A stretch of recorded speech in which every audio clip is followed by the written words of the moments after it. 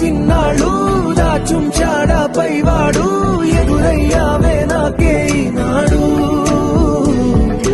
ఎన్నాళ్లకు కరుణించాడు ఎటు నుంచో ఇటు పంపాడు